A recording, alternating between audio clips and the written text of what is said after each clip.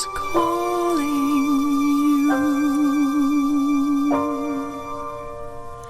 The universe is calling me.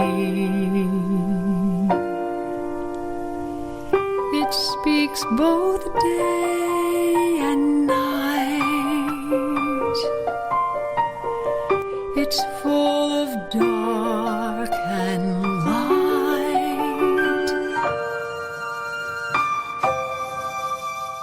Hey there, it's Mark D'Antonio here with Sky Tour Radio. I want to welcome you guys to KGRA Radio. We are also simulcasting on the television site KGRA DB on YouTube. So feel free to go there or listen here if you like. If you're driving along, I encourage you not to go to the DB site and watch. I mean, you should be watching the road. Anyway, welcome. I have here with me, of course, Amanda Curran and Daryl Mason. Hey, guys. How are you both doing? Hey, Al. Hi, everybody.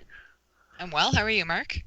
I'm fine, thanks. And, I want to tell everybody, big doings going on. There's all kinds of stuff going on. It's really cool.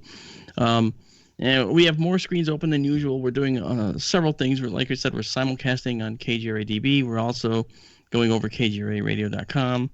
And it's really a very, very cool process we're doing tonight, thanks to Bill Skywatcher, our producer.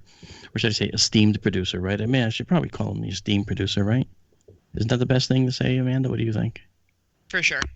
Esteemed, right? Yes. And there's not enough nice adjectives to describe Bill. He's so wonderful. Right, and it's esteemed, not steamed. That would imply he's mad. He's not esteemed producer.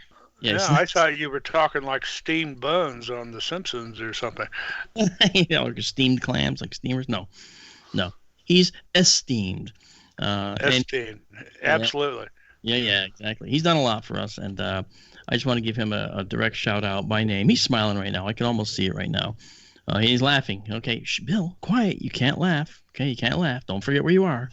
Okay, he's got all kinds of things to do. He's got two hands running. He's even using his feet to control the console. They should pay him twice as much. Yeah, that's right. Well, okay, we can argue about that. But twice as much is how much for Bill, right? We gotta keep that in mind. So the bottom line here is that tonight we have a fun show. Yes, we're going to talk astronomy because it's Sky Tour Radio. We talk astronomy, but we're going to do some cool things. We're going to talk about the scale of the universe, and we're going to use some fun analogies, fun things. It'll be a blast. We'll have a ball. And before we do that, I just want to fill you in on the news, everything that's going on.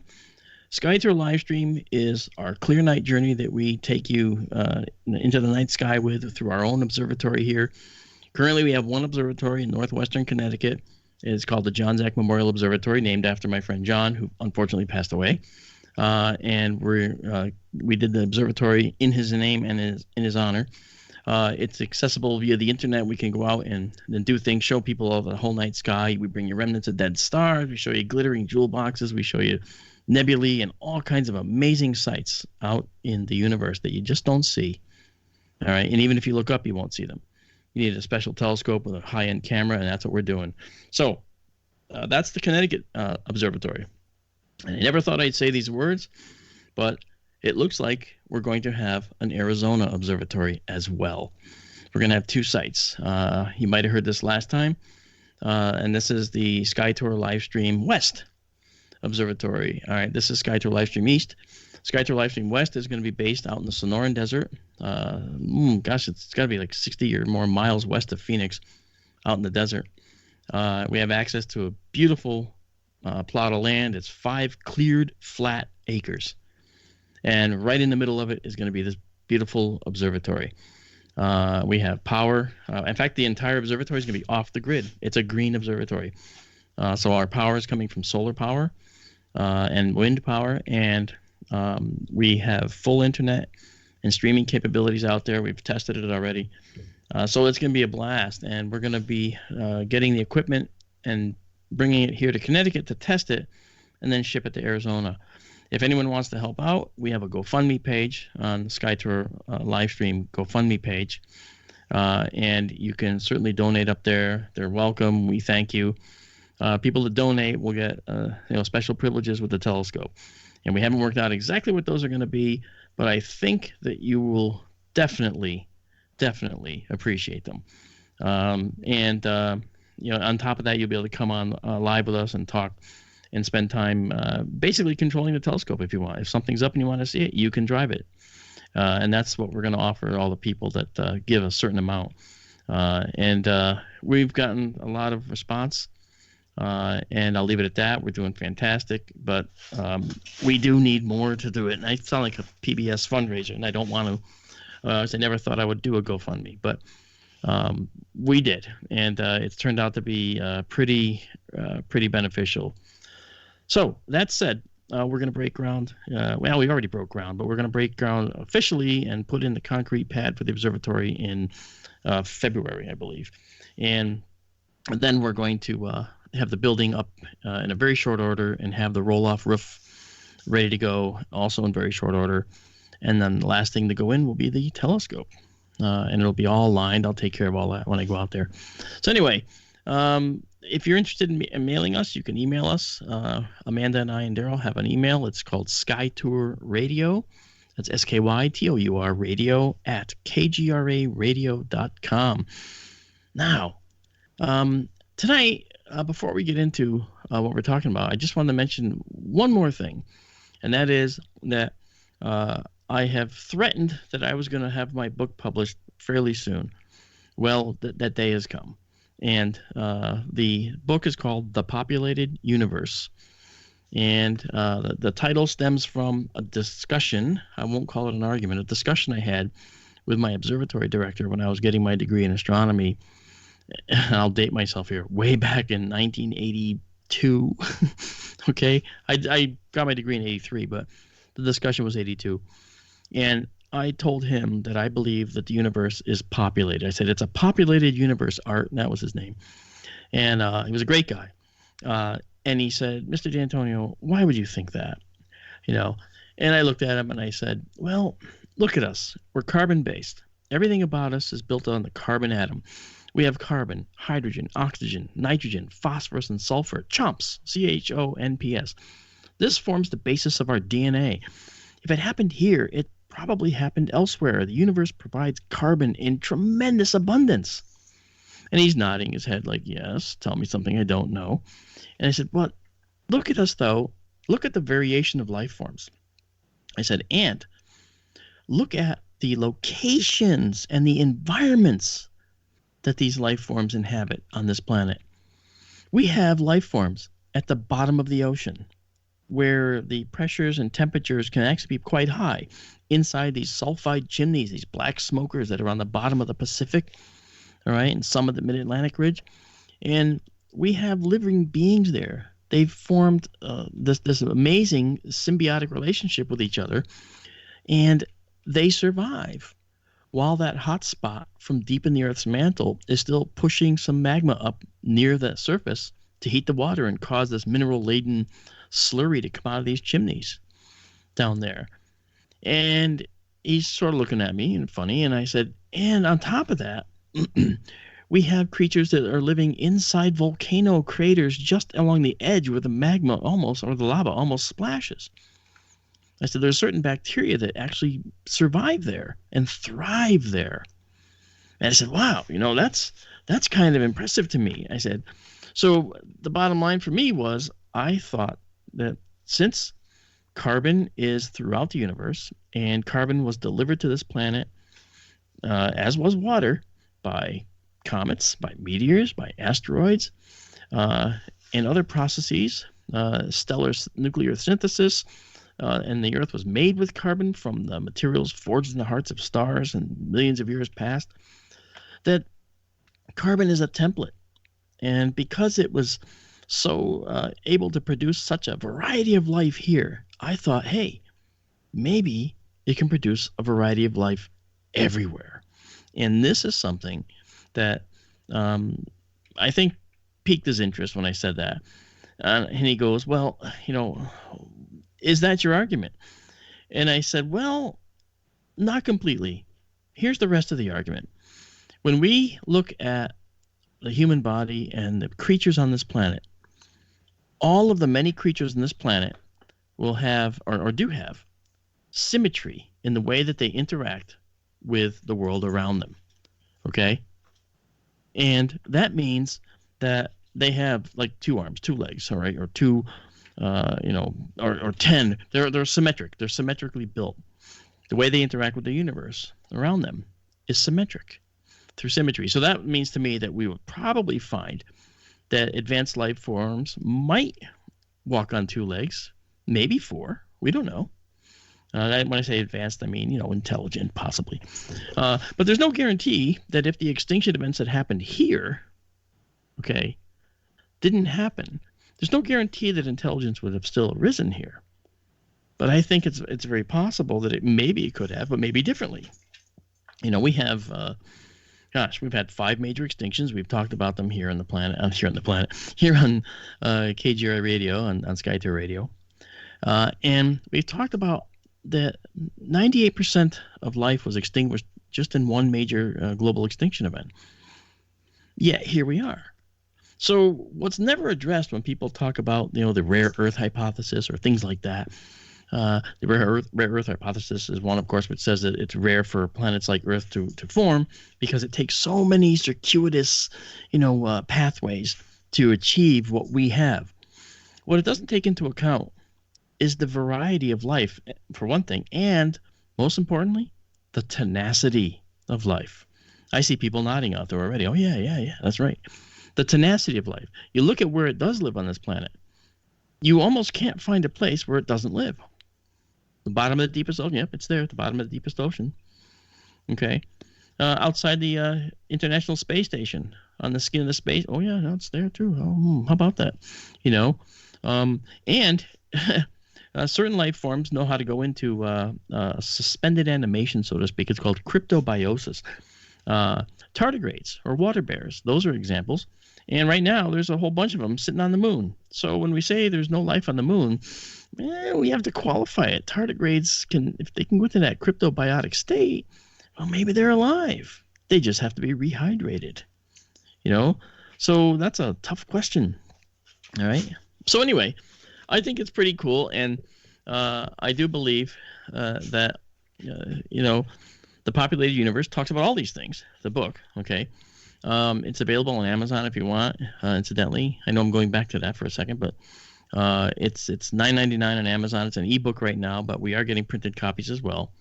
And it's really a pretty book too, and there's lots and lots of photos inside, which accounts for its several hundred pages. Okay, in some ways, but just keep it in mind as an ebook or whatever. Now, in terms of our exoplanet roundup, because we always do an exoplanet roundup, I had one thing I wanted to mention now, and that is we know that the James Webb Telescope is going up. We do. I just don't know if I'm going to ask Daryl, because I've been kind of dominating here. Daryl, I have a question. Do you have Yes, sir. Do you have a date for when the James Webb's going to go up? Do you know? Do we have a date? Golly, you would ask me that. I don't remember. I think last I heard, maybe 2021. Okay. I'm going to play devil's advocate here. I will believe it when I see it. Yeah, I don't disagree. The James Webb Telescope's been fraught with. When was the first date? When was it originally supposed to be up? Oh, I think 2018 they talked about it being up, didn't they? Well, I know it's been going on for years. And it keeps getting pushed back, but I was wondering when the actual first date was. 2018. Wow. Yeah, I think that's when they first talked about it going up. And I know everyone says, we want to make sure everything gets done right. We can't afford a mistake once it's up there, things like that. And I get it, but people don't seem as patient lately. Yeah, and that's the YouTube generation too. Yeah. Well, I mean, the cost overruns and the technical problems haven't exactly helped, have they? Yeah. And in our chat, James Dugan, our wonderful friend from Down Under, he says that it was 2004 or 5. He thinks it may be that James Webb was first theorized to hit space, and he could be right about that. I don't know, but it is currently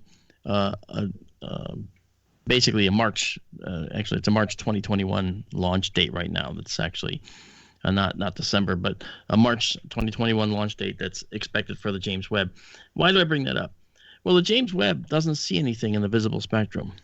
Okay, not like our eyes. Our eyes see the red, orange, yellow, green, blue, indigo, and violet of the prismatic rainbow, like we see a rainbow in the sky. Okay, we see those colors that come from the sun. What we don't see is past the end of the red where we can no longer see anymore. That's the infrared, or the longer wavelength red. And that's invisible to our eyes. Now, why is that? Well, that's a good question, because as we developed as hominins here on the Earth, we may have had an infrared sensitivity at one point, but it evolved out because the conditions didn't require it. And so when a life form mutated at some point, maybe it had better infrared vision. When it mutated to the point where it didn't see in the infrared, and it turned out that that was very successful, then its offspring continued, and its offspring after that, et cetera, et cetera. So, if evolution is mutation followed by adaptation, right? So if a mutation was something that matched the conditions that were being imposed on it, imposed on the creature, then the creature could adapt and move forward, and this would be selected for continuance. And we've talked about that before. That's sort of evolution in a nutshell, really, really, really tiny nutshell. But James Webb uses the infrared. James Webb sees in the infrared. James Webb Space Telescope, JWST, if launched in 2021, is going to be a game changer when it comes to looking for planets that have atmospheres. Now, not only that, we know that as a species, we have been around, I would say, since history-keeping species, since ancient Sumer. So say around 5,500 years, we've been actually keeping reasonable history because of written language that was the cuneiform language that was created back then. And at that time, I use that as a timestamp, saying, okay, this is when we started keeping track of our history. I know petroglyphs, pictographs, and caves and so forth, but they weren't an established ongoing thing. The petroglyphs and the pictographs were all different from each other, and they meant different things to different groups. Cuneiform was sort of a unifier in a sense. So that said, I think that when we look at what the James Webb is going to do when it goes up, the James Webb is going to look for infrared signals coming from these planets. And because it can't see in the visible, it means it's not going to be able to see things like oxygen. Oxygen is visible in the spectrum that you can see with your eyes. It's just way off the edge. So the James Webb Telescope can't see that.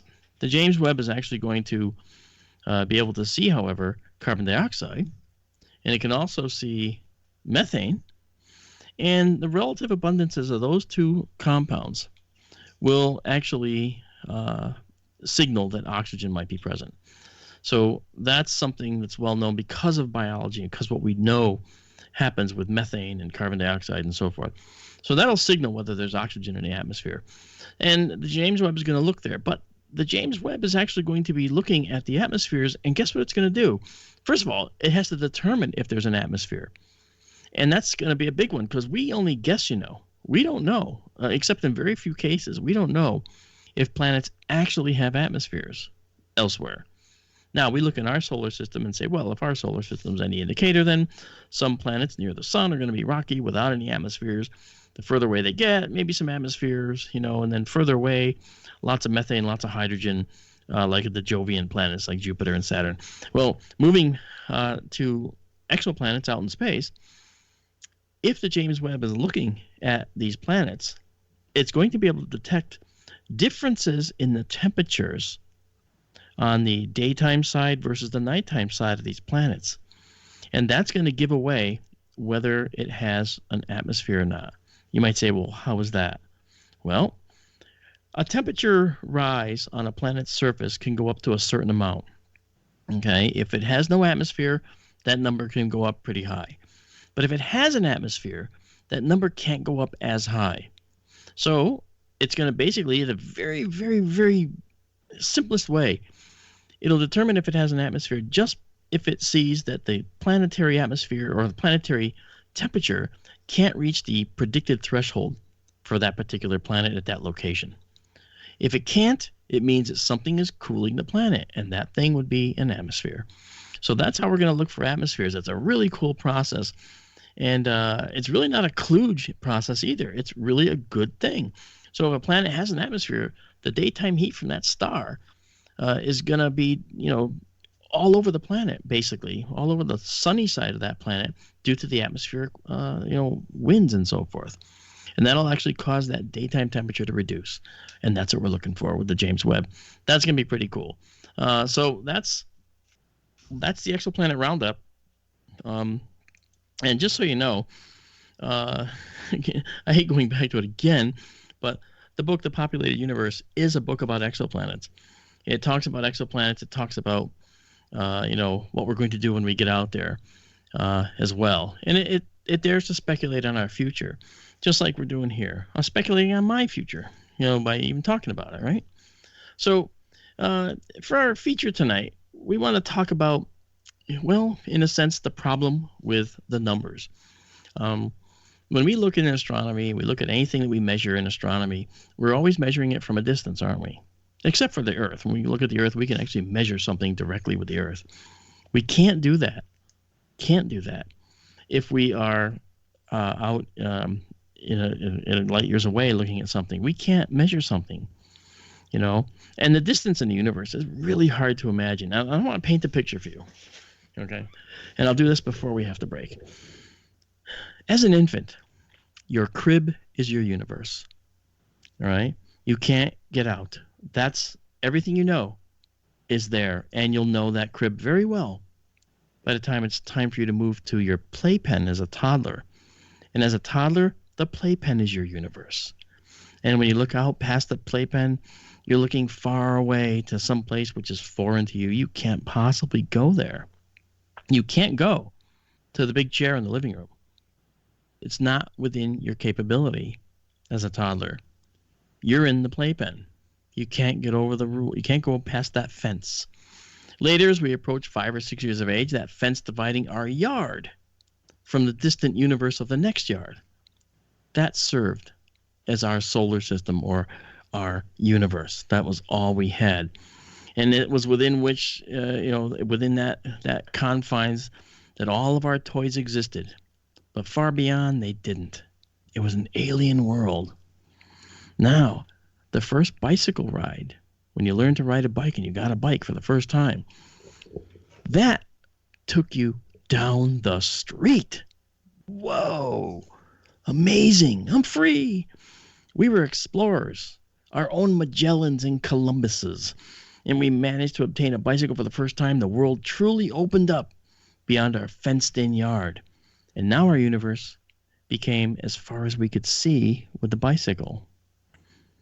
And the first time we took our bikes around the corner and out of sight of our house, now that was downright unsettling. Do any of you remember that moment? I remember the first time I rode my bike away from the house, and I got too far, not on purpose. And when I turned around, I couldn't see my house. And you know what I thought? Oh no, I'm lost. I'll never find my way back. Silly as that sounds to you, as a little kid who had never been that far away all alone before, it's really scary, right? Now, do you remember that first long trip you took on your bike to the next town over? Maybe when you got a little older, junior high, maybe 7th, 8th grade. You had to bring food along, bring some Twinkies and devil dogs and maybe a sandwich that your mother or father made for you in a little backpack or whatever. Okay, or you buy something along the way. The next town over. Wow, foreign land. Exoplanets for us, but and it took you all day to get there and back. But boy, it did feel like you accomplished something, didn't you? You were a true explorer, seeing things from your own perspective in your own good time at your own pace. But that all changed.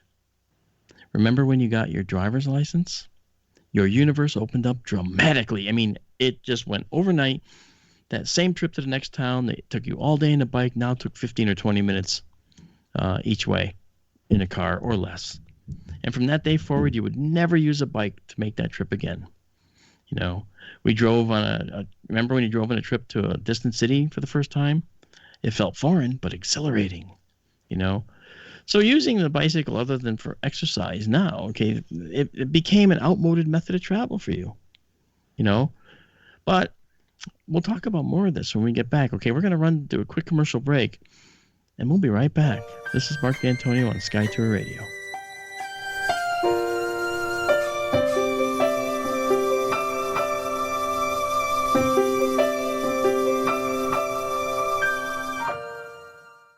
Hello, KGRA listeners. Ray Hobbs here. Listen, I've got a major announcement regarding Alien Snowfest 3. I've got a number. I want you to write it down. It's going to be very important. Right now, tickets are $129. You call this number, mention KGRA, and get your full weekend passes for only $79. 909-567-0327. Mention KGRA and save $50 on your full weekend pass. Here's that number again, 909-567-0327. Coast to Coast AM's George Norrie, Nick Poe, Grant Cameron, L.A. Marzulli, Dr. Lynn Kitai, and many more. 909-567-0327. Mention KGRA and get your full 3-day passes for $79. Free photograph and autograph sessions at the KGRA broadcast booth. Come see the KGRA crew. 909-567-0327. Mention KGRA and save $50. Get more information at aliensnowfest.com on lodging, event location, and speakers. Alien Snowfest 3. Why is it we're not very good with our health regimen until it's too late? We don't put oil in the car until the engine blows up. When the body's out of balance, your health is not so good. Give your body some love. Log on to GetTheT.com. That's GetTheT.com. Try our Life Change Tea, which cleanses you from harmful intruders. A clean colon is one of the ways to bring the body in balance. We also carry organic supplements to help you get where you need to go. So do your body a favor. Log on to GetTheT.com. That's GetTheT.com. You can even visit our sales page to save some dough. Does anybody call money dough anymore? Anyway, if you're looking for short, helpful health tips, go to YouTube and punch in Health Matters Now. That's Health Matters Now. So, log on to GetTheT.com, shop, get balanced, then learn some cool tips at Health Matters Now. You'll be glad you did. That's GetTheT.com. Are you intrigued by Paranormal Talk Radio? You'll love the new Paranormal Radio app from TalkStream Live. You'll find a great selection of talk shows covering UFOs, ghosts, strange phenomena, and much more. Download the Paranormal Radio app now and start listening to the very best in paranormal talk entertainment, including the network you're listening to right now. The Paranormal Radio app, free in Google Play and the iOS App Store. The new KGRA YouTube channel is now live. Subscribe and be sure to hit the bell to stay up to date on the latest major announcements, alerts on trading topics, exclusive live streams, live video cast, and that's just the beginning. Be the first to know what's coming from the KGRA TV channel in real time. So keep it locked in to your contact for alternative talk radio on the internet. Your KGRAradio.com. Hi, this is Warren with KGRA and The Breakdown. I just wanted to wish you all a very Merry Christmas and Happy New Year. Now you have the inside contact for alternative talk radio. The Planet. KGRAradio.com.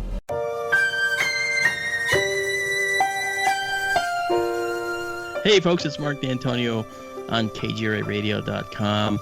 This is Sky Tour Radio. And we were just having some fun with Bill's New York Skywatcher, who is our producer. Before the break, we were talking about how a bicycle would become an outmoded method of travel for us once we were able to drive. And as you can see, it's all about expanding our horizons, isn't it? Our horizons get bigger. Our distance locations, our eyes, we set our sights on more distant things and more distant directions we want to go. And once we get cars, then we say, wow, we can do anything now. And of course, that's not necessarily true. But these are all milestones that we reached as we matured. Well, you know what? Civilizations mature too. And we don't have bicycles on Earth yet, in a cosmic sense. We're still teetering back and forth as toddlers, looking through our either the playpen walls, or maybe even, if some of you think we're more advanced, looking through the little narrow slats in the fence in our yard at the distant yards, which represent the rest of the universe to us. Okay? But we're still stuck, in a sense, behind that fenced-in yard where we were born. We're not ready to go past our fenced-in yard yet. Now, we have thrown a toy or two over the fence, though, got to tell you. And Voyager 1 and Voyager 2 are those toys. Perhaps even Pioneer 10. It's really almost there. It's really almost over the fence. You know, Pioneer 10 was an earlier probe launched in 1972. Pioneer 11 won't leave our solar system until 2027. And it was launched in 1973. And when they say leave our solar system, what does that mean? Well, let's talk about it in terms of the Voyager spacecraft. In August of 2012, Voyager 1 passed the fence bordering our yard. Now, we call that the heliopause. It's the location where the sun's radiation and influence mixes with the radiation and influence of other stars in interstellar space, and where you really can't detect the influence of the sun versus, say, the influence of the other stars.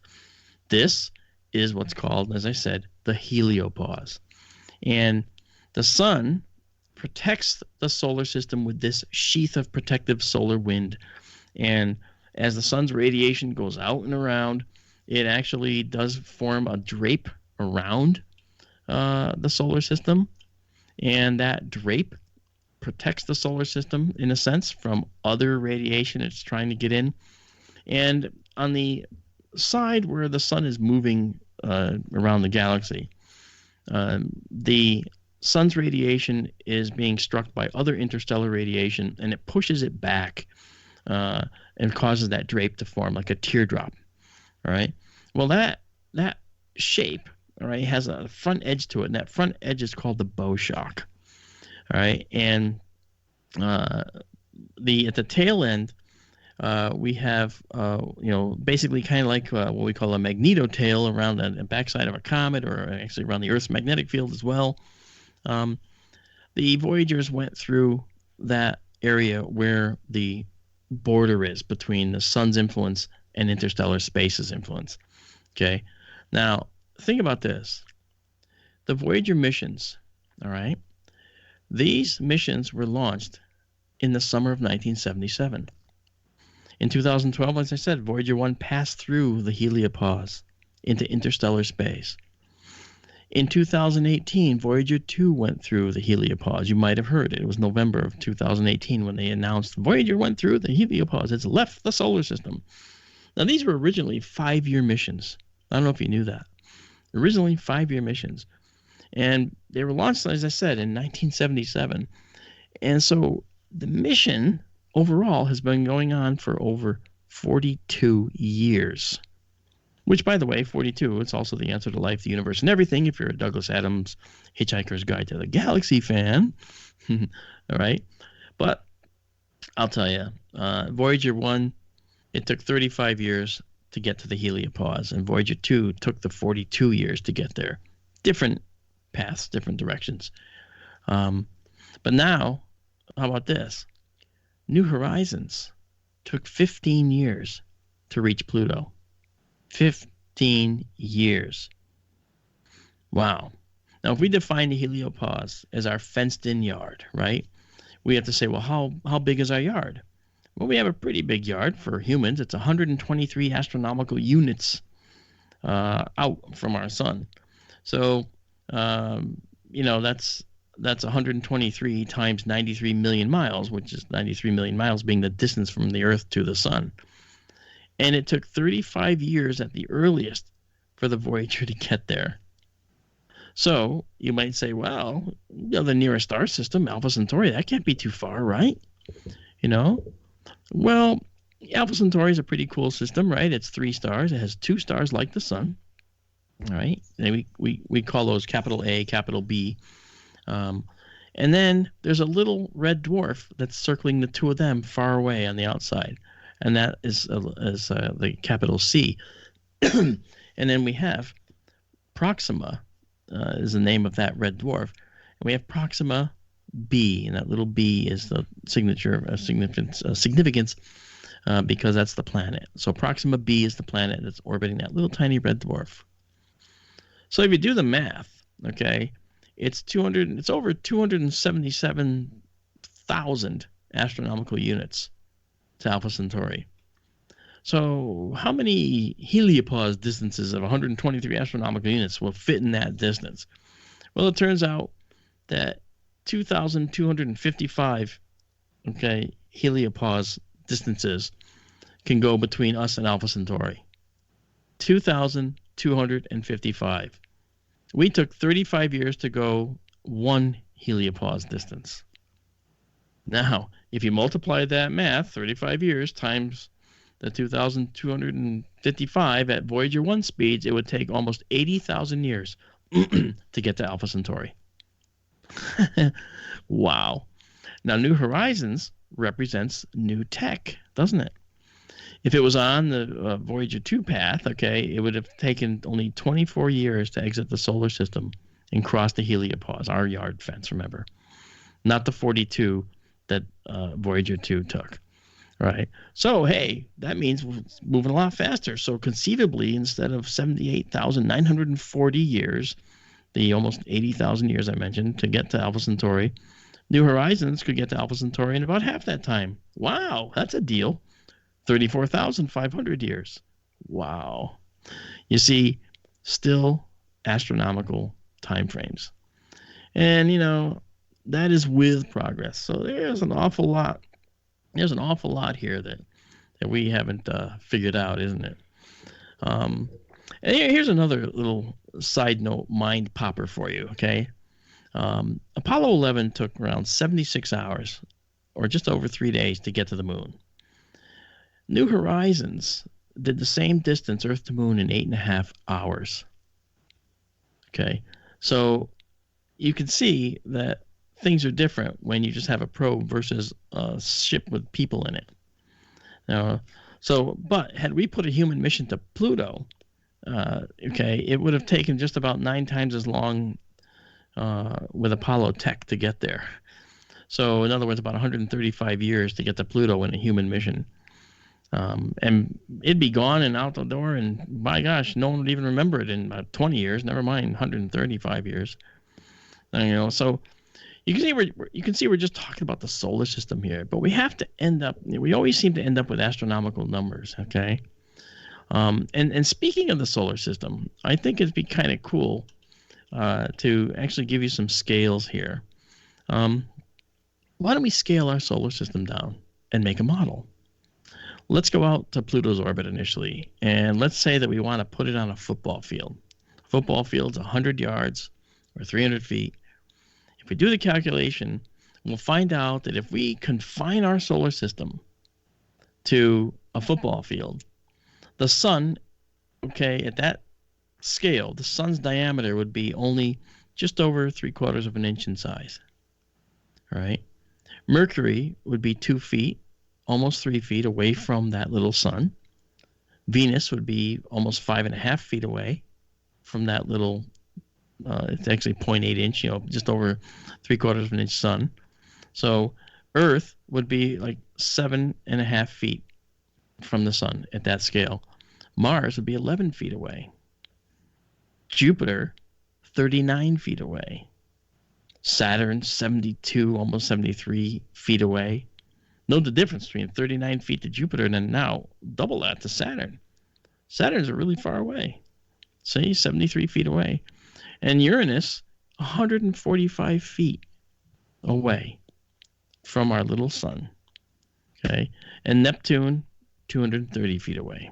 Again, you see how the scale's almost doubled there, right? And Pluto at this scale, of course, is 300 feet away. So by fitting it into like a football field, you can see that the solar system is really quite elaborate. And that's only if they're all in a line, but they're not. They're on either side of the sun. And they're little tiny dots that you wouldn't be able to see unless you really, really had good navigation. If you think about it, and Daryl and I were talking the other day, and he made a good point, and I wanted to bring it up. And I'll let him elaborate on it if he wants to.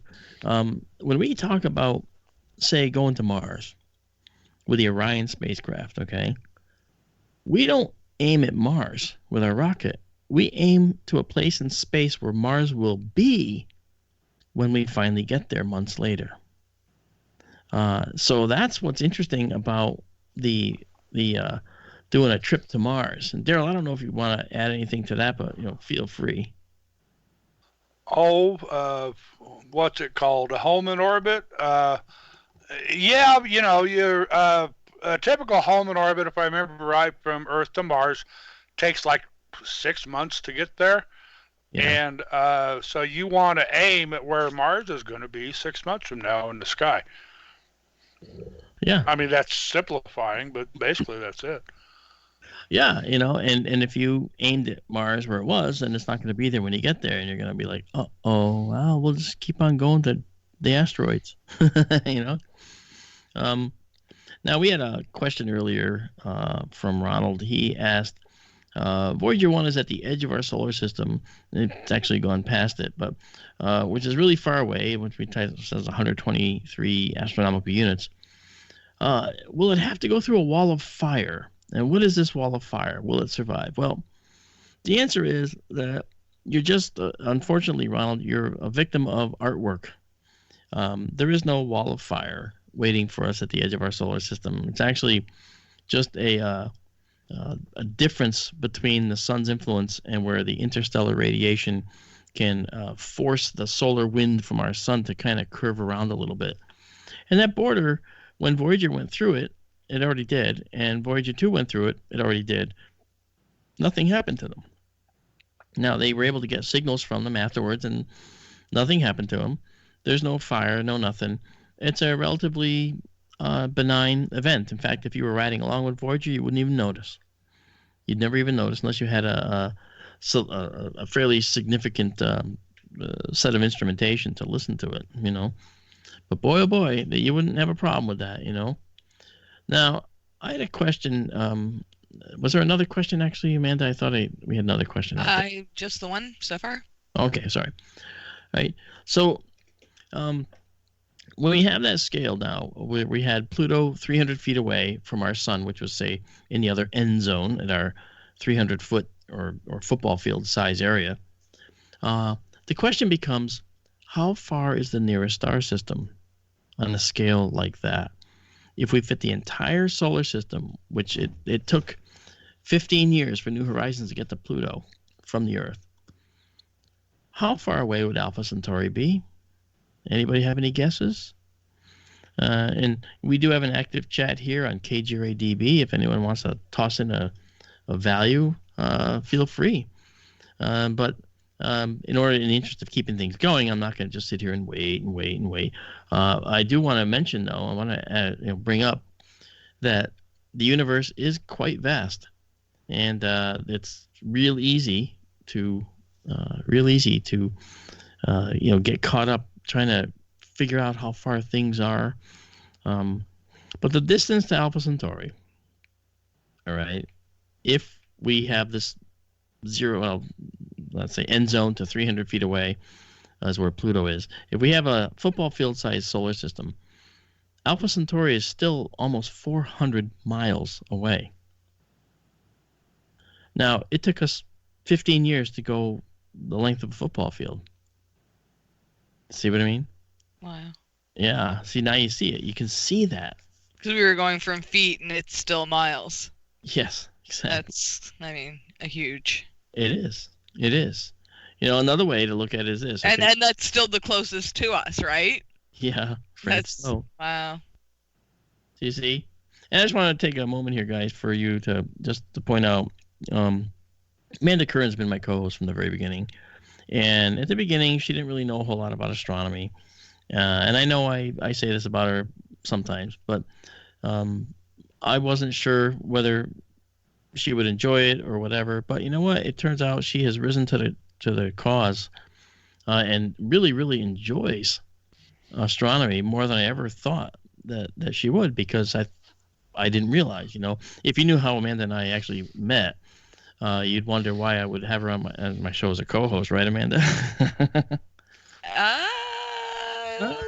You want to tell the story?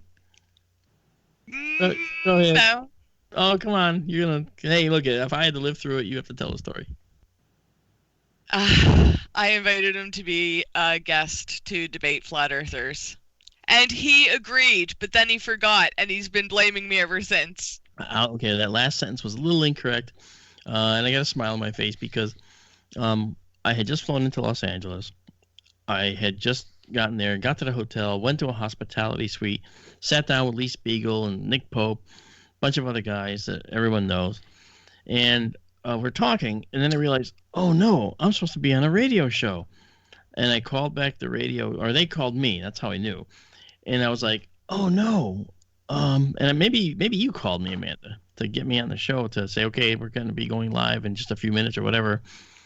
And I'm going to be honest, I was unprepared. I just got off a flight. I was tired. I went from Connecticut to Los Angeles in 2 flights. And when the Flat Earthers came on, I mean, you could tell they had prepared notes. They were ready for battle. And I was totally unprepared. Now I'm an astronomer, so I'm trying to, I realized, wow, this is a flat Earth debate. And I really just said, why am I debating flat Earthers? These people don't have any clue, And I still feel that way to this day, by the way, just so you know. I feel that people who stick to it and make all these claims and don't want to hear the science, I feel that they're not worth my time. But I carried on with it, and it didn't take long for them to really kind of push my buttons enough so that it's just devolved into name calling and so forth. And I was supposed to stay for another half, and I just hung up, and went back to the hospitality suite. And Nick Pope told me a funny joke, which I used on them. He said to me, he goes, Mark, tell them there is a place in Russia where the world really is flat. I went, where? He says, it's a place called Lake Uranut. Lake Uranut? Yes, Uranut. And it sunk in. Oh, Lake You're a Nut. Ah.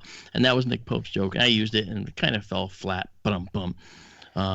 Because I guess when you're a flat earther, you don't, jokes don't work on you. They always fall flat. And so it was kind of, what's that? I'm sorry, I said grown. The puns are coming pretty thick. Well, but it was kind of, at the time, it was like, well, these guys can't be serious, And ladies and gentlemen, that's how I met Amanda Curran, my co-host.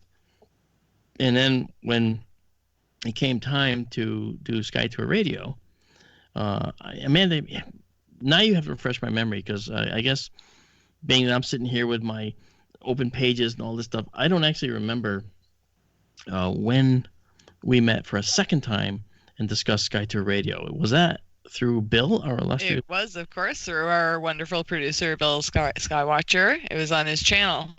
He had you on, he had me on, and I wasn't. And at the time, you were saying you were the chief video and photo analyst for MUFON. And I was thinking, oh, that's nice, it's MUFON. Like, I'm not that big on UFOs myself. I like more of the science. And you were talking to a few others, I think maybe Keith from P&K Space Imaging and maybe someone else. And you said, I don't know what you were talking about, but then you said, well, I am an astronomer, And it just caught my ear, and I'm like, what? We have an astronomer with us. Hold on a second. And I just proceeded to ask you a million questions from that point on. Yeah, in fact, if I remember, I think I wasn't saying it with like an attitude. I was sort of... No, it was just kind of an off-the-cuff remark, Yeah, because we're joking around. So I think people know that I don't actually have an attitude about it. I'm actually... Oh, no, it wasn't anything conceited or anything. It was just, it was joking around, like... Yeah. Maybe you said something so mind-blowing, it was kind of like, seriously, really? And you're like, well, I am an astronomer, like I wouldn't pull your leg kind of thing, Yeah, that's exactly what I remember that, actually. I remember that conversation. And I realized, and then when Bill Skywatcher, our esteemed producer, again, esteemed, when he suggested that, you should do a radio show, he thought about having us do an hour show, and he talked to Race and the folks at KGRA. And I know the folks at KGRA very well. They're such good people. They've always been good people to me. I always would do anything I could for them. And then they offered me a spot on KGRA, and I said, wow, I'm humbled. I will think about it. And Race, of course, don't take too long. And they ended up giving me the Sunday from, was it 9 to 10? 9 to 10 initially, right? Yeah.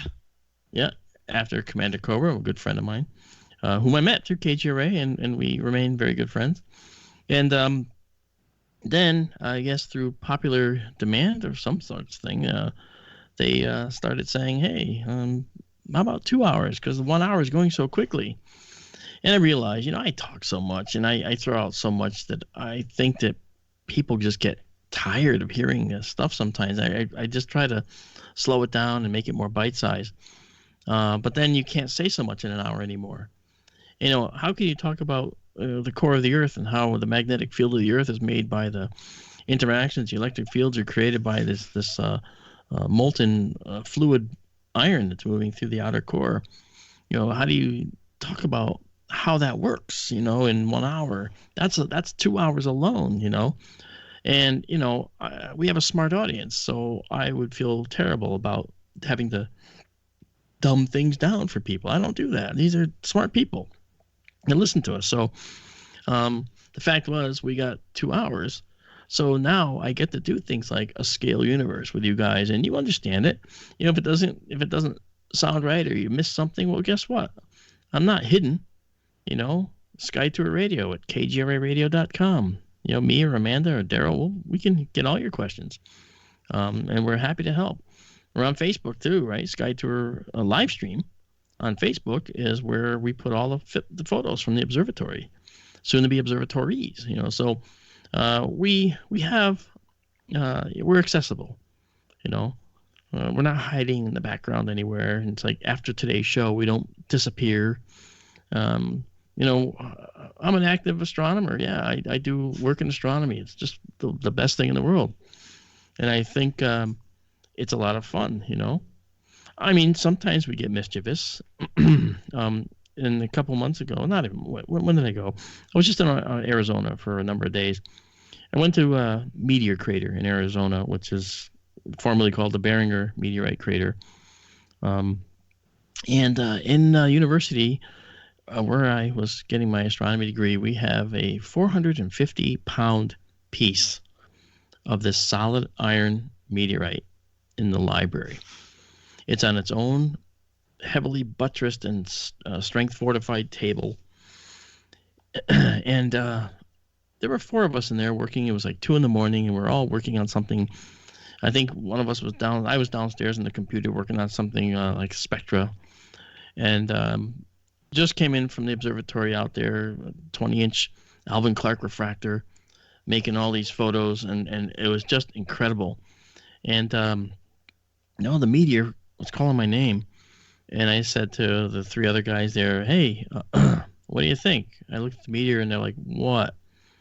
I said, Art's not here. And one of them laughed, said, oh, no, you want to put it on his chair? I said, yeah. So the 4 of us stepped around this meteor, which is only about 22, 24 inches long and about that high. And that constituted 450 pounds. And we waddled it in and put it on his chair. And then we went home for the weekend. Oh, yeah. He called us on the weekend when he came in to do work on the weekend, and he was yelling at us. Said, come in and get this off my chair. What's wrong with you people? And we said, we were working late, Art. Oh, so you did do it. Oh, rats. He caught me. So I went back in to the university, and we all came in and sheepishly removed it from his chair. And hey, you know what? Those are the things we did. And hey, guess what? Yeah, I'll tell you this.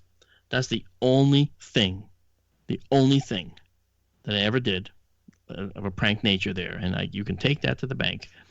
I never did anything like that ever, except when I damaged the telescopes. I did not mean to. Again, it was late. And that's a story for, I think, when we get back from the break. What do you think, Amanda? Should I probably don't have time for that, huh? Not right now. Yeah. After the break, sure. Go ahead. Okay. Yeah. I also want to give Daryl a chance to talk about some scale things he wanted to as well. And I think we can also fit that in after the break. Is that okay with you, Daryl? Let's hope he said yes. Okay. All right. Well, folks, I'm Mark. And that was Amanda you heard, and Daryl in the background there. Sky Tour Radio here with you for another hour. We'll be right back after these messages.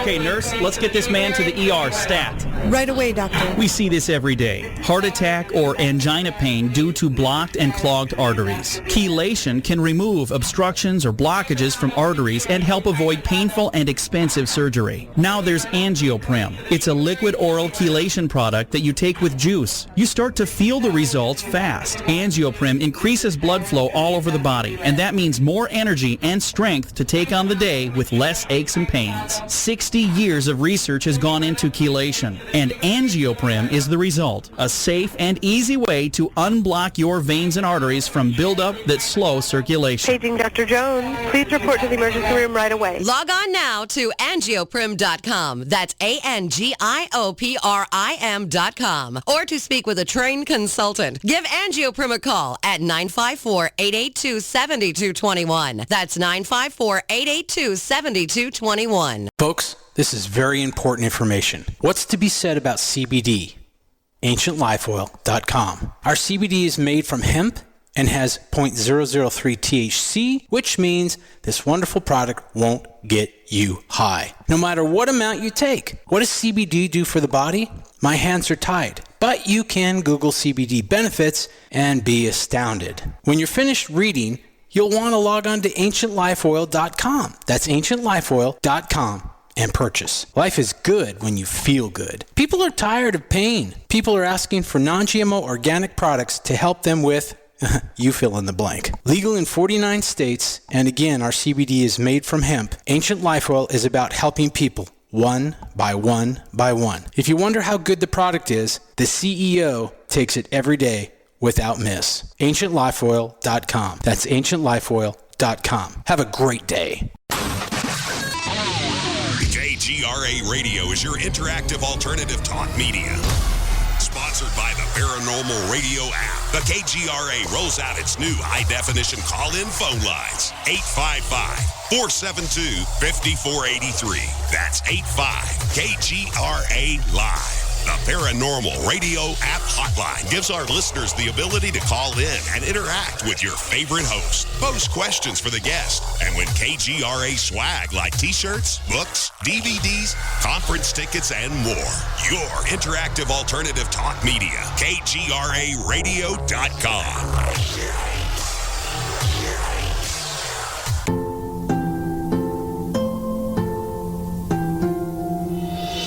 Hi, this is Robin Hobbs, aka The Bird. I just stopped by to wish all of the KGRA family a wonderful Christmas, and I hope all of your dreams come true. Happy holidays, y'all.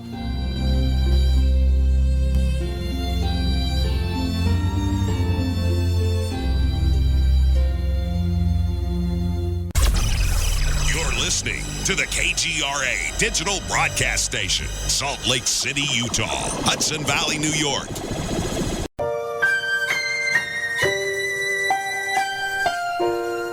Wait, we're back? Oh, no. Yeah, I knew. Hey, this is Mark again, and we have Amanda and Daryl with us. And I just wanted to just say to you guys, I think there was a story I was supposed to tell, right? When I came back from the break, Amanda? There was. Yeah? Do you remember what it was? No. Oh! I'm watching too many chats. I'm sorry. No. I don't know. We touched on so many things. I know. At the end of the last break, or just the beginning of the last break, I told you I would tell you something. And you know what? We've got people out there in the chat that will remember what I was saying, because it was kind of outside the script. But the truth of the matter is, it was about me doing some bad things in the telescope, if you remember. But when I was at my university, we had a 20-inch Alvin Clark refractor. For anyone that knows anything about telescopes, this is the Rolls-Royce of telescopes. All right, Alvin Clark and Sons were the finest manufacturers of optics for a century. Daryl, you're familiar with Alvin Clark's, right? Oh yeah, you better believe it. Yep. And they're excellently constructed 19th century big brass tube refractors. That's with big lenses in the front. Yeah. They're exquisite machines for their day, and I couldn't imagine damaging one. I'd probably have to go jump off the dome or something if I did that. Oh yeah. Yeah. Well, I was entrusted with the operation of this refractor because I was actually working in a research program called a Parallax program. Parallax is something we've talked about in SkyTour Livestream. We've talked about it on SkyTour Radio, but I will refresh your memories. Parallax is a method for determining the distance to the nearer stars out to about 300 light years. And it makes use of the fact that the Earth orbits the sun.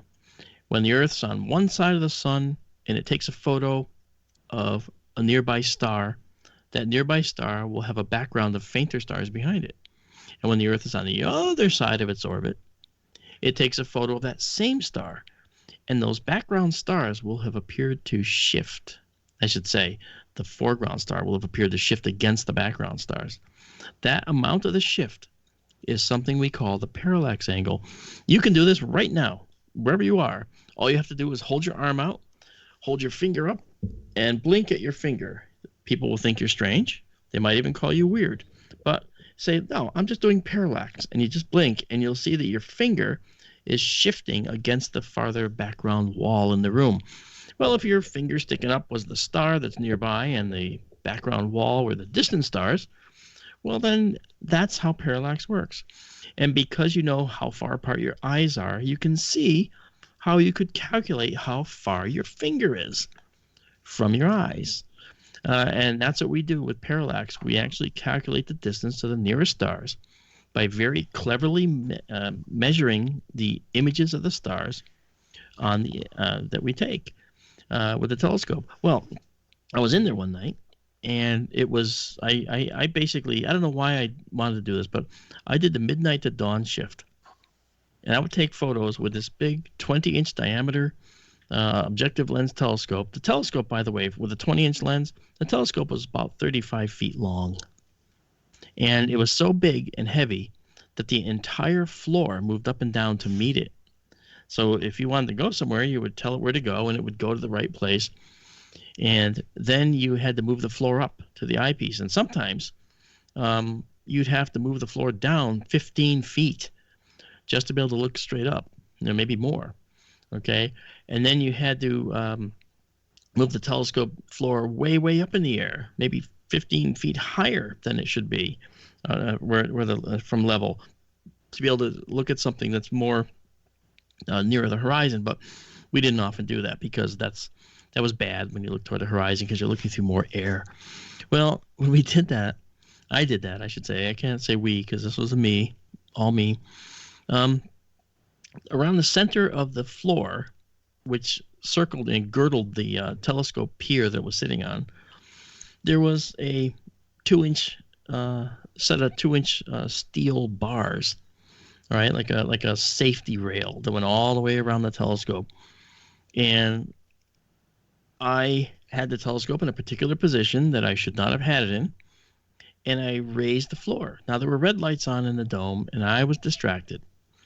And as the floor is coming up, all of a sudden I feel this vibration under my feet. Like, it's like, well, what's going on? I look over at the telescope. In horror, I noticed that this one of these black 2-inch steel railings is bending because it's hitting the telescope. I'm like, and I got really scared. And I immediately stop the floor. I bring the floor down. I go over and I look, and I was like, oh my gosh, I can't believe this. I checked out the telescope. It's an Alvin Clark. It was fine. And I literally thought that I was going to have a cardiac arrest at 3:30 in the morning out there. It was about 15 degrees in the dome. And I thought I was going to have cardiac arrest and not be found until the morning. I was so scared. Well, I said, I'll never do that again. So I didn't. I never did that again. And then I was using 24-inch Cassegrain that we have there on site. It's another dome. This was another time, and I was taking a 1 hour long exposure of a galaxy called M82. M82 is called a starburst galaxy because it has a burst of star formation going on in it. And so I wanted to take a picture of M82 for myself. So I did. I took this picture of M82. And what you had to do was when you had these fine crosshairs in an eyepiece, okay? It's fine crosshairs in an eyepiece. And you would line up a star called a guide star on those crosshairs. And what you would do is you would make sure that you had a control paddle in your hand, and you would move the telescope just enough to keep the star, the guide star, right in one corner of those crosshairs, not let it move. That's called guiding the exposure. And I had to guide the exposure. And so as I guided this exposure, I would actually lose track of time because I would just guide, and wouldn't pay attention. And I didn't feel it happen at first. But as I was guiding the telescope, I started feeling like I was being wrapped up. And I had a big heavy jacket on because, again, it was winter. My hands were cold. The paddle was made of metal. It was really, really cold. So I didn't feel a whole lot.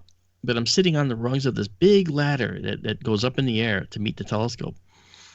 And I was against the side of the dome in this particular exposure. And as I was guiding, all of a sudden I felt the big ladder start to bend a little bit. And I ignored it because I thought, oh, well, I'm just leaning funny. So I moved and I jiggled around in the seat very carefully. And a few minutes later, I'm feeling that the railing is against me now. The sides of the ladder now touching me. I didn't pay any attention. So I went on for an hour like this. And when I finished the exposure, I said, all right, I'm done. And I let go of I shut off the camera and got the thing done. And I went to move and get out of the ladder, and I realized I can't move. What happened? I flipped on the lights with the paddle, and I saw what had happened. The telescope it follows the Earth's rotation, and it had slowly been spinning around its axis, very slowly, very, very slowly, but like an inexorable vice. It was slowly crushing the ladder around me. And I'm like, no, what, how am I going to get out of here? The only way I could get out was I had to slip down through my coat and let it come off and slide out like a caterpillar sliding out of a cocoon or something. I know butterflies come out of cocoons, but this caterpillar had to come out of the cocoon, okay, and do another one. Then I had to figure out how to get my coat out of there and extricate it from this wrapped up metal. So that was another thing I did, which was just I couldn't believe that happened. So you remember those two stories, right, Amanda? I've told you those before. Yes, I remember the stories. Yeah. So look, I'm an okay astronomer. I really am. I hope that doesn't put anybody off. They kept letting you come back. Yeah, well, they did because I did good work. I mean, that was good. It reminds me of the time you almost blew off Doug's garage door. Oh, God. These kind of stories just kind of happen to you. Yeah. I think that's why Mark wants a robotic observatory, so he doesn't have to be inside with the telescope. Good idea. Yeah. Now people don't know what that story is, Amanda. They don't know what that story was about. You might. Go ahead. Yeah. Okay. You're on a roll. I don't want to be. Give them an insight to the kind of guy you really are. Okay. You know what? Have you ever heard that sometimes people are too focused for their own good, and they're too focused? Sometimes they don't pay attention because they're, it's sort of like an absent-minded thing. So that's okay. Let's say I'm absent-minded a little bit. Well, I met the man who was a tremendous inspiration for me as a kid growing up building models, and his name is Douglas Trumbull. Doug Trumbull, special effects, visual effects actually. He did 2001: A Space Odyssey with Stanley Kubrick. He did Close Encounters of the Third Kind with Steven Spielberg. He did Blade Runner with Ridley Scott. And all the effects in the movies that you see there, that's Doug speaking through his craft. And I just admired the man to no end. And when I was doing an NPR show on NPR, it was about the X-Files of Connecticut, because I live in Connecticut. And as I'm in the NPR studio, as we're walking out, the host is walking me out, and he goes, "You know what? I'm going to have you on next time with Doug Trumbull." I go, "Doug Trumbull? Why?" He goes, "Well, he's a UFO hunter too. Didn't you know that?" I went, "What? I didn't know that." So I got home and I wrote Doug an email. I found his email online somewhere, and I simply wrote him an email, never expecting to hear an answer. Well, Doug, being the kind of person he is, now that I know him, he reads all his email. And he wrote me back less than a half hour after I wrote mine. And it was a 2-page response, which I cherish to this day. I can't believe, he went to the website, my website, fxmodels.com. He saw all the model work I do, for the Navy and stuff like that. He's like, "Oh my gosh," he goes, "we could use you right now." What? And it was basically me getting to, go up and meet the man who I idolized in terms of his work. Well, the first time I met him, I was shaking. "Hi, Mr. Trumbull," shaking. He recognized it. And he goes to me, and this is his self-deprecating man. He's the kindest man in the world. He goes, "Yes, I know, I'm a god." and of course he was joking, because people laughed and he's smiling. And I said, "You are to me. You're just amazing." He goes, "No," he goes, "knock it off." He goes, "We're a collaborative effort. What you say, if you have ideas, I want to hear them." And he does. He's an amazing man. He's got an Academy Award, and this guy wants to hear what I have to say. I was blown away. Well, suffice it to say, we were doing a Burger King commercial. And I had to go up because my job was to do one thing only. I had to make replica Oreo cookies, 3 inches in diameter, and they had to be shot out of catapults. I wasn't going to work on the catapults. I was just doing the Oreo cookies, a little visual effect piece. I know this isn't astronomy, guys, but, if you want me to shut up, just say so, and I'll stop. But I made these 3-inch Oreos, and then to get up there, and the silly catapults that were made at the time were only controlled by little springs, and they couldn't throw these cookies more than like 4 inches. Oh, it doesn't work, because they had to go like 12 feet each. So that said, I saw Doug. Doug came in, and I said, "Hey, Doug, I see you got a roll of surgical tubing. Can I use that to get rid of the springs here and see what we can do?" He goes, "Yeah, that sounds like a good idea. Have at it." Wow, Doug Trumbull liked one of my ideas, I thought. So I wrapped the catapult up with surgical tubing, and Doug's son John looked at me and said, "I think that's a little too much surgical tubing, don't you?" And me, Mr. Big Shot, goes, "No, I'm thinking we're fine." He goes, "I don't know." I should have listened to John. Well, anyway, we put these pieces of wood that were the same weight and size as our Oreo cookies I had to make on the catapult. And when we fired the catapult for a test, the thing shot so fast it freaking blew a hole in his garage door. And I'm thinking, "I'm so fired," in my head. And his son goes, "Oh, you're so fired." It was almost like I had said it out loud. And I hear Doug yelling outside, and he comes running in, and he says, "Who put a hole in my..." He says, Who smacked my door?" He goes. And I went to raise my hand, and I already see John's hand pointing at my head. So I was like, "Yeah, I did it, Doug. I thought we could use it." He goes, He looks over at the thing. He looks at the setup. He goes, you're definitely on the right path. Keep it up, but just take it easy on my doors. And he walks out. And I was like, wow, I'm so not fired. And that started a 7-year friendship. We've been friends for 7 years. We just came back from Niagara Falls. We're doing a movie on Nikola Tesla. And there's just a whole, bunch of endless, amazing things that happened with Douglas Trumbull and Trumbull Studios. So anyway, that's a little sidebar, and I apologize for going down the sidebar like that. But I think that's pretty cool when you think about it. And now what I want to do is, as promised, I want to ask Daryl, when we were talking about the scale before, and the scale size of the universe and our local solar system, I know you had something that you wanted to talk about with the Earth and the Moon. Did you want to talk about that now? If you want to. This is a big step back from how far we had gotten when we were talking about the scale of things earlier.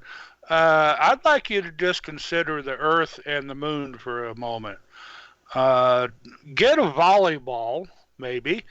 What you want is a ball 8 inches in diameter, and we're going to call that the Earth. Okay. Now then, the Moon would be a ball 2 inches in diameter, and to establish the proper spacing between the two, I want you to walk off 20 feet, 240 inches, and put the Moon that far away from the volleyball. Okay, that is the approximate scale of the Earth and the Moon to each other.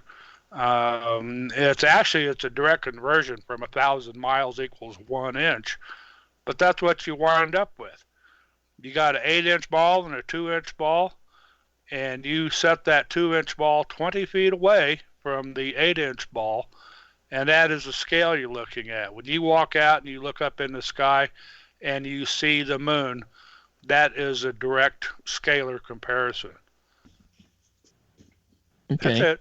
That's cool. And the thing that's interesting is that this helps people, I think, when you think about why we don't see eclipses every single month. All right. The Moon is not exactly in the plane of our orbit, okay, like the Earth's orbit. If it was, we might see eclipses every single month. But we don't, because the Moon is slightly elevated. And the ellipse that the Moon is in, and that slight elevation of the Moon's orbit, is enough to take it out of our light, okay, so that it doesn't actually interfere with the light from the sun and cause a lunar eclipse on the surface of the Earth. There's a whole bunch of things. There's a whole bunch of things that are, tied to that. You have to talk about how the Moon's orbit advances over time and stuff like that. But it is a really interesting scale model to make. And I really encourage people, if they want help with it, I'll help them. I encourage people to come up with different models of the universe. I know that some of you have seen scale models of the solar system that have been put out in parks and things like that. We did a scale model of the solar system in Avon, Connecticut one year. We made models and we put them at different distances from our science center that we were at all the way out into the town of Avon, Connecticut, and we had the planets at different locations. And, Pluto was miles away when we were done. Pluto was miles away. See? So just give you another idea, okay? First of all, we know that the sun is 865,000 miles across. It's literally, that's not almost 1 million miles, but it's on the upper side. It's almost to 1 million miles, roughly. That said, if we took that sun and we made it 4 inches across, literally just 4 inches across, okay? Well, with a 4-inch sun, Mercury would be 13 whole feet, 13 and a half, actually, feet from that 4-inch sun. Now, just think about that. 13 feet away. Yet Mercury goes around the sun in only 88 days. 88 days. That's incredible. All right. The distance to Venus with a 4-inch sun is going to be 26 feet. Okay, 25 or 26, roughly 26 feet. All right, that's huge. And where's Earth? Earth is 36 feet away from a 4-inch sun. And then if you went 36 feet away with a 4-inch object and you measured its angular size, it'd be the same size as the sun in our sky. Okay, now going to Mars, you have to go 54 feet away, all right, to get to Mars at that scale, okay, with a 4-inch sun. You want to go to Jupiter? Well, it's 186 feet away, almost 187 feet away. All right. Now, as before, the scales jump up now because the distances increase tremendously. Now you want to go to Saturn, the ringed planet. We've looked at it many times in Sky Tour live stream. P&K Space Imaging has looked at it a lot. Okay. It's 344 feet away at this scale with a 4-inch sun. You want to go to Uranus? You're going 688 feet away to go to Uranus. And Uranus is one of these outer planets, right? Well, guess what? You have to go all the way out to 1,085 feet to get to Neptune. All right. So the difference between 687 feet for Uranus and Neptune at 1,085, I mean, we're looking at 400 feet more, you know? So, you know, we ate that up going almost to Saturn, you know, from our sun, our 4-inch sun. And just the distance from, you know, Uranus to Neptune is that whole distance again almost. So, you see, it's a very, very extensive solar system. Now, you want to go to Pluto, which is a planet. Yes, it is. Thank you very much. We're talking about 1,416 feet away, 1,416 feet. And in case you want to know how close the nearest star is at this scale where the sun is 4 inches across, Alpha Centauri is 1,845 miles from our solar system with a 4-inch sun. 1,845 miles away.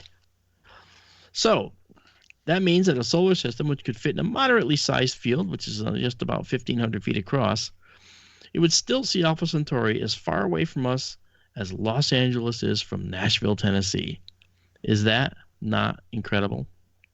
So even when we make models of the universe or models even of our solar system, we find ourselves going into astronomical numbers very quickly. This is the problem with the numbers that we have in astronomy. It's the problem with the numbers. We quickly needed to take another unit besides 93 million miles, the distance from the Earth to the Sun. We had to make something else. Because when we were talking about going out to Neptune and out to Pluto, we're talking billions of miles now. So how are we going to do that? Well, frankly, we have to figure out a way to take a whole bunch of units and compress them down into one other unit. And so we created the astronomical unit, which is 93 million miles, the distance from the Earth to the Sun. Ah, that's better. Now, when we go out to Neptune, we're only going out about 30 astronomical units. Okay? So I think that, you know, when we talk about the units, part of the reason that we have a problem with the numbers is because we've had to change the units so many times. Okay, well, what if we want to go out to Alpha Centauri and we want to talk about it in terms of, say, miles?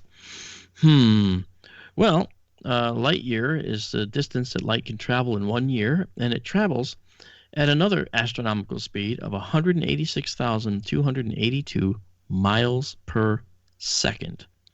Now, in the real world, if it was here on Earth and we had a flashlight zipping around, then we could have light travel around this world 7 times in a second, roughly.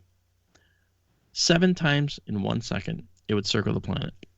At that speed, it still takes light 4.3 years to get to Alpha Centauri. Amazing speed, yet it's so slow on a cosmic scale. All right? And when we actually consider that the light that comes to us from Alpha Centauri is actually also 4.3 years old, We don't know what's waiting for us at any of these astronomical sites. Betelgeuse is over 450 light years away. It's the bright orange star in the upper left of Orion. Well, it's also going to go supernova, if it hasn't already. If we could just do an instantaneous look, we may not see Betelgeuse. We might just see a big cloud of very, very hot matter moving out from where Betelgeuse might have been. But that light train with that information hasn't gotten here yet. So, looking back in the universe, it's always looking back in time because it's so vast. The sun is 8 minutes old. Okay? The outer planets are a few hours old. Okay? And when we look at stars, they're years old. Years old, we're seeing the light. The black hole we captured in Virgo, okay, 55 million light years away, finally saw it for the first time. It might look very different right now. And it was 55 million years ago when that light was here. When that light was emitted that got here. So, that said, we'll continue this when we get back, but I just think it's a lot of fun to talk about these different scale items. And if any of you have any out there in the chat, I'll be happy to bring them up. All right, guys, this is Mark D'Antonio with Amanda Curran and Daryl Mason here on Skyter Radio. We'll be right back after this.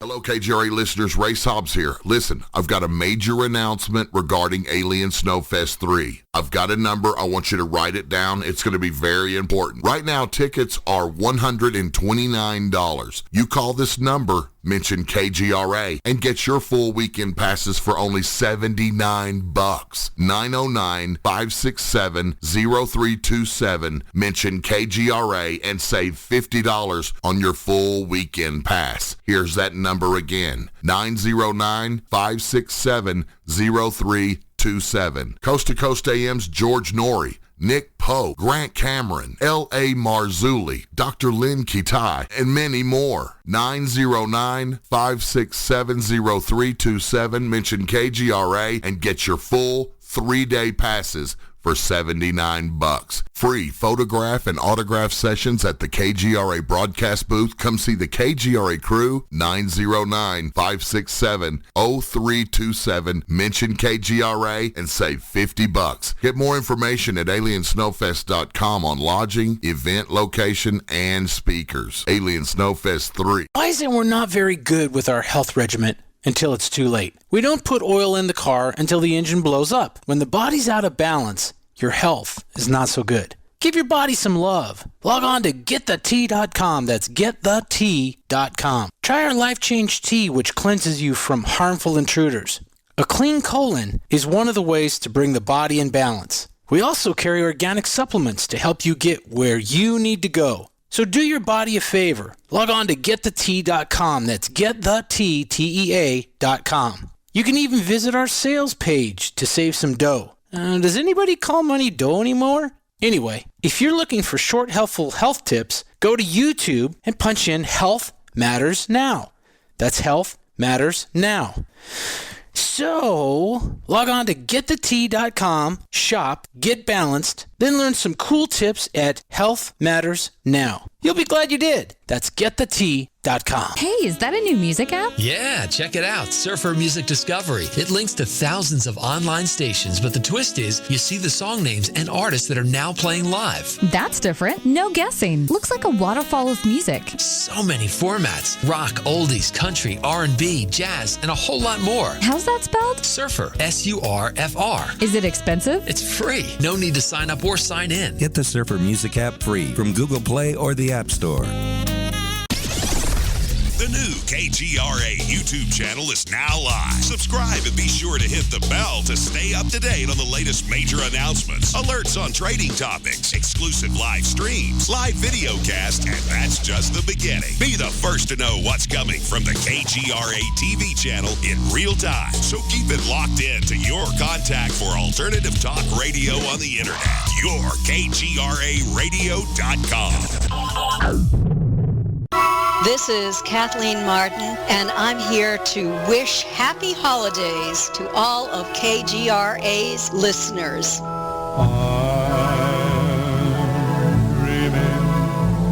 Of a white Christmas, just like the ones I used to know. You listen to us, and we listen to you. And so does the CIA. KGRARadio.com.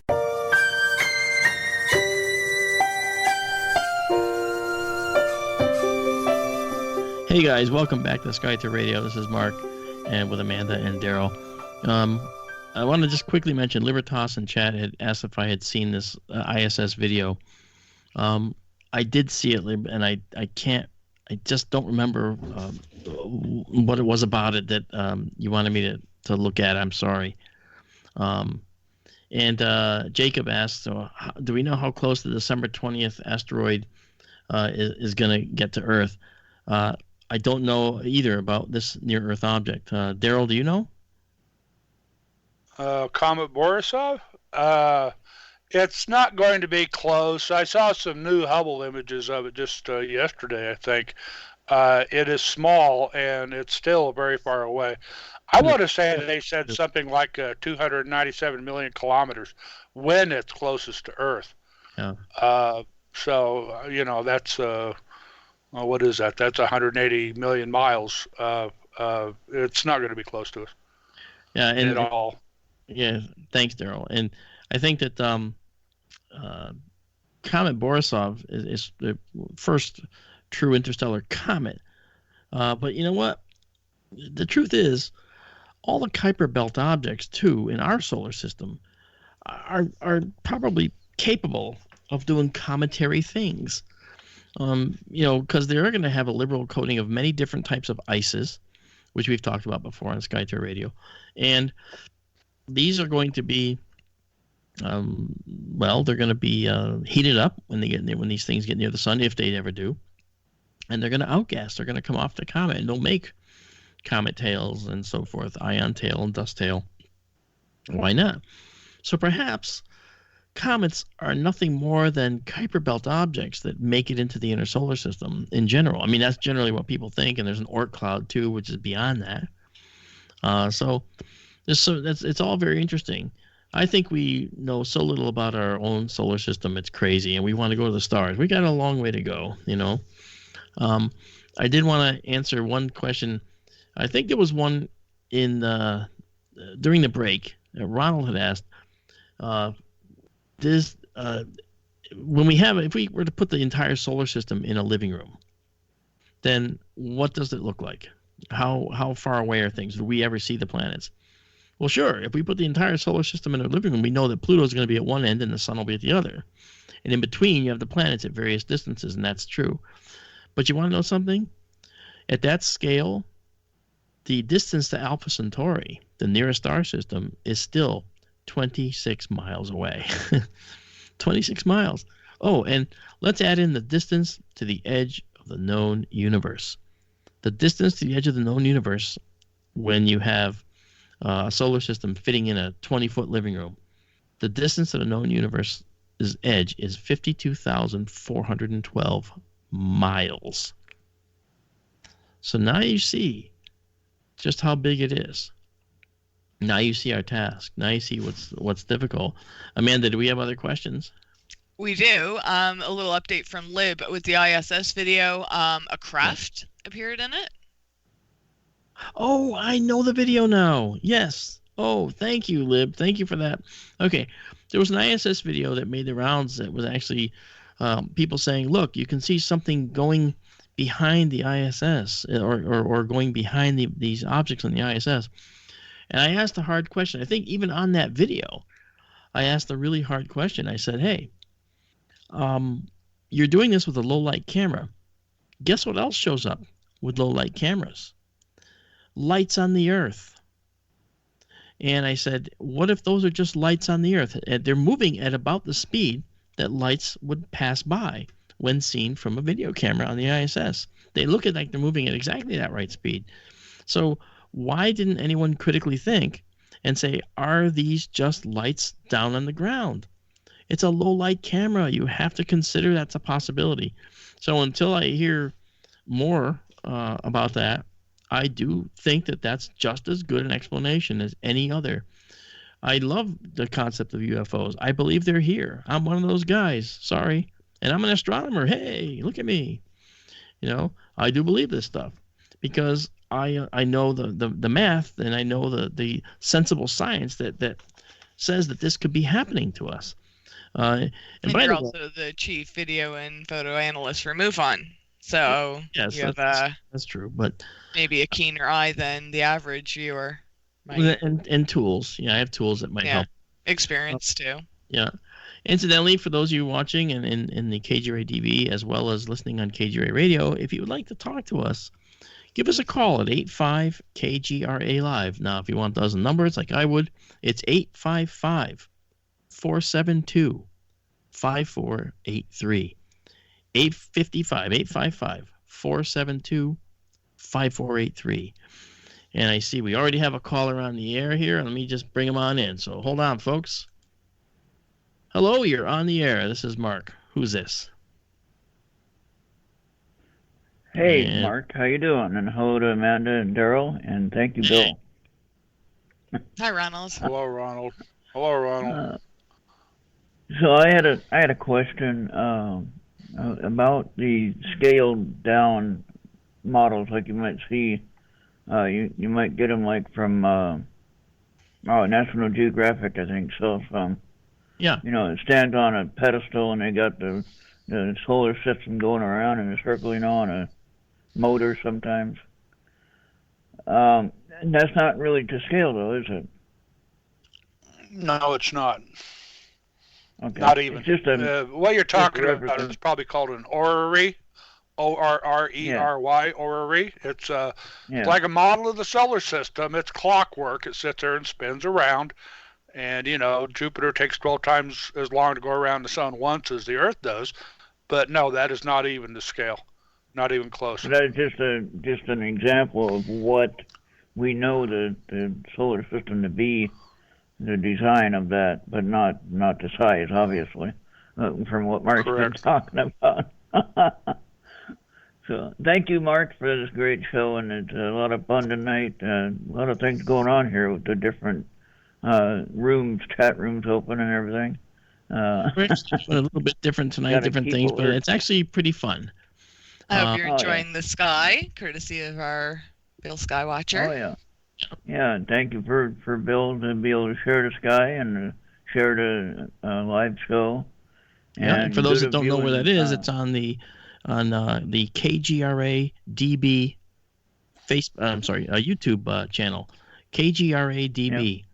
Check it out and go watch the live sky show. You can see our pictures up there, and of course the radio show is streamed as well up there right now. So. All right. Well, I'll let someone else call. I just wanted to ask about that scale because I have seen people with some models in the house, and it didn't look like it was really the right size.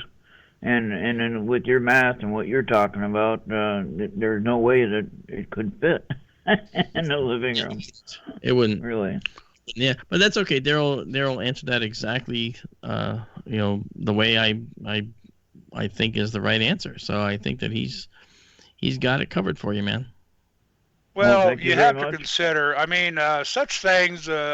They still make orreries and armillary spheres and all that kind of old-fashioned astronomical tools. These things were created back in the days, maybe before we really had a good understanding of the way the solar system works.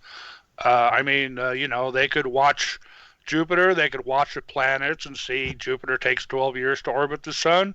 Saturn takes 29 and a half years to orbit the sun. They could scale it down to make something that looked a lot nice on a desktop, or on a table. It was furniture as much as anything, maybe, unless they were really serious astronomers. So they recreated it in a clockwork fashion, though they really didn't have a good understanding of what the true distances were back then. they could measure things by, how often it took a planet to orbit the sun, things like that. All these ratios carry out with scale.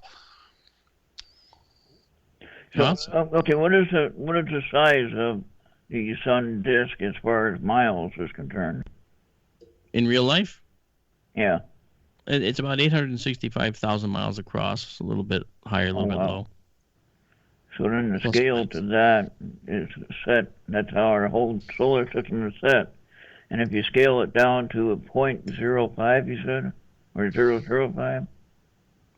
Yeah, I mean, if go ahead, Daryl. No, I'm sorry. Go ahead. No, you were saying if it's if we scale it down, if we say that the size of the sun, right? If we make the size of the sun 0.005, let's say, okay, so 5/1000ths of an inch, right? Yeah.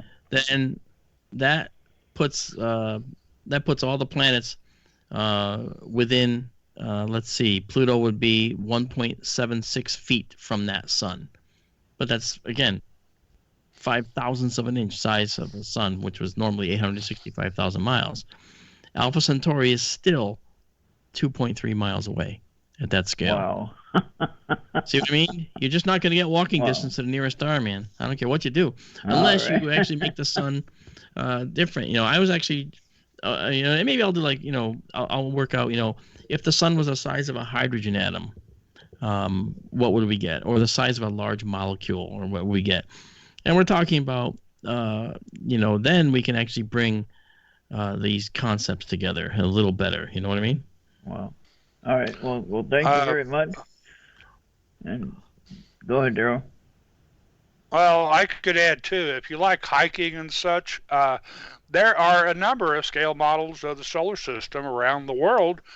That's right. Parks and places like that. There's small ones, there's big ones. I've heard of one, I think it's in Sweden, that you can go for miles and miles, and you start at the sun and you're finding the different planets, and they're scaled, but you have to go a ways to get there, and I guess that's half the fun if you're hiking. And there are some here in the United States also, elsewhere. Do a Google search if you're interested. Oh yeah, I think I will do that just for fun. All right, Ron. All right. Well, thanks, man. Thank you guys, and thank you for the live show again, and thank you, Amanda and Daryl, and we'll talk to you guys soon. Thank you for the call. All right. See you. Okay, now I had another question here from Dan. He asked, are there antiphotons? Now, we've heard of antimatter, right? So you would think, well, there's got to be antiphotons, right? Well, here's the interesting thing to answer Dan real quick. A quick answer on quantum mechanics. Yeah, that's going to happen. In quantum mechanics, the study of obviously quantum effects at atomic levels, for regularity within quantum mechanics, every charged particle has to have an antiparticle. Okay, and we'll know something about the characteristics of those particles. All right, but if the particle is not charged and light is not charged, then we don't need to see an antiparticle for light. So there's not, and I can't answer this definitively because we're not really fully understanding of this. All right. But so far, it appears that we don't fully know the answer, but I can tell you that antiparticles and antiphotons, I should say, aren't necessary for quantum mechanics to work. Now, if there's something I'm missing, well, I'd be happy to discuss the point. But from what I've learned over the years with quantum field theory, I think that that's probably close to accurate. So hopefully that answers your question, Dan. Do we have any other questions out there, Amanda? We do, actually. You skipped one. Oh, I'm sorry. Can I hear? Okay. Now, I'm not sure about the beginning part. I don't know if this is accurate. Maybe it is, and I'm just not aware, which is very, very likely. Axella asks, if Pluto can be inside Neptune's orbit at times, can it? Yes. Okay. Does that mean that Neptune can be bombarded with Kuiper Belt objects as they cross its orbit? No, that's a yes, but kind of a answer, actually. It sounded like a great question, and I didn't It is. realize that Pluto could get inside Neptune's orbit, so that's very cool. That's why I really wanted to know about this one. Thank you for the question, Alexa. Stella. Yeah, keep in mind, Pluto is in an elliptical orbit that's a lot more elliptical than some of the other orbits. So there is a point in time, and it's also slanted like 17 degrees to the to our plane of our solar system. So it will be up in the air, let's just say on a tilt. I've heard that part before. Yeah, so it can find itself inside of Neptune's orbit at times. And Daryl, didn't we just go through a phase? Is Pluto there now? Is it Pluto in that phase now? I think you know. It was or it is, I forget. Yeah, it may have just moved outside again, but I do, if I remember correctly, when Pluto, it's sort of a misnomer to say it's inside the orbit of Neptune, because that's when it is at its maximum in that angular tilt, its orbital plane compared to ours around the sun. Yeah. So, it's way up high above it. It may be closer to the sun than Neptune for a while, but when it is, it's way up above it or way down below it. Yeah. So they would never hit each other. No, but as far as Kuiper Belt objects that can strike Neptune at that point, which is the question, I think, that's something that historically in our solar system probably has happened many, many millions of times over time.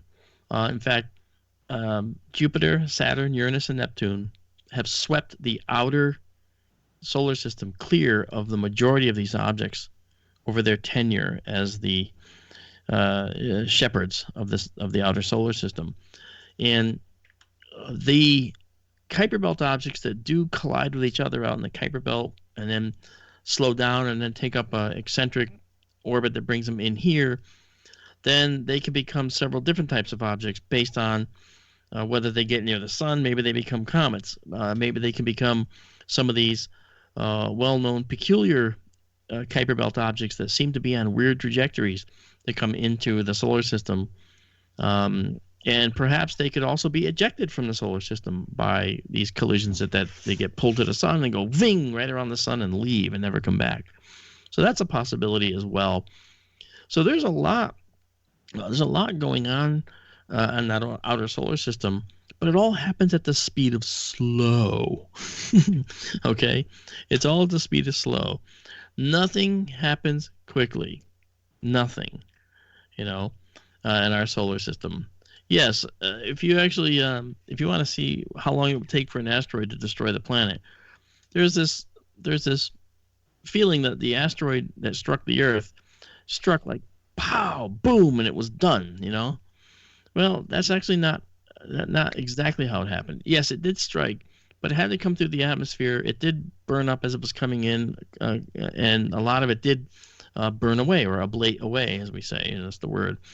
But enough of it reached the ground so that it could strike and form this massive crater that then filled with water, and as you know the rest, high altitude pall of dust that, killed chlorophyll-based plants, and the plant eaters died, and thus the meat eaters that ate them died.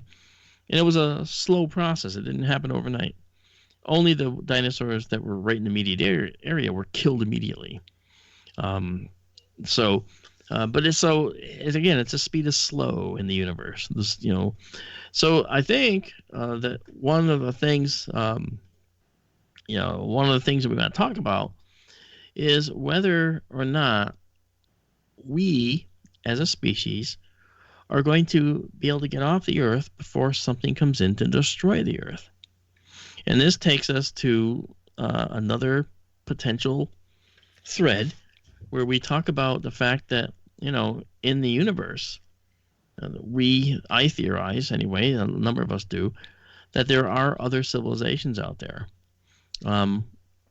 And of course, we know about the famous thought about, well, then where are they, right? And if they're not visible, then are they really here, at all? Is it a rare Earth hypothesis going on here? Is it rare for life to occur? I think it's rare for intelligent life, but rare But what does that mean? Rare meaning it doesn't occur on every planetary system, but I think it occurs. If we're any example, we have animals with varying levels of intelligence on this planet. Okay, dolphins are quite smart. And, before the 65 million years extinction event years ago, the Cretaceous-Paleogene boundary event it's called, before that, well, guess what? There was a dinosaur called a Troodon, Troodon, Troodon, and its cranial capacity was increasing. It was actually becoming smarter, quote unquote. Now, it would probably only had the intelligence of a bird, but if you think about it, it was a huge step up for what had been. And so the increased intelligence, how do we know where it would have ended? How do we know if it would have ended? Could we have had intelligent reptiles? I can't say yes, I can't say no. But part of how we developed is due to how many extinction events we've had on this planet. This big universe of ours that we're talking about scales for all this last 2 hours. Okay, this great big universe of ours really has a tremendous ability to try and kill the life forms that are created in it. We found, in fact, there's a white dwarf that's vaporizing the planet that's circling it right now that we found. That means the planet survived only to be vaporized by the white dwarf's powerful radiation. There's a planet that's so close to its star that it's shedding its atmosphere and it's literally leaking atmosphere out into space where it's being vaporized. And that's just a big giant star that's doing this to it. So this is obviously going to be, if not already, certainly a lifeless planet. Probably always was, unless it spiraled in from farther out, because that happens too. Planets that are farther away from the star might end up spiraling in toward the star as the star starts to lose mass. And that's a big concept in astronomy. You want to look up mass loss in stars. Mass loss is where you have material, actual particles, not just light, but particles of stuff leaving the star. And as the planets are going around the star for millions of years, while this mass loss is going on, they're colliding with it. Well, that will tend to make them spiral in toward the star, because as they're colliding with this stuff, they're going to slow down just a tiny bit. And that will make them come closer to the star and take up a new orbit. If that happens for millions and millions of years, well, then that star will eventually become, or that planet will eventually become so close to the star that the star's probably going to vaporize it.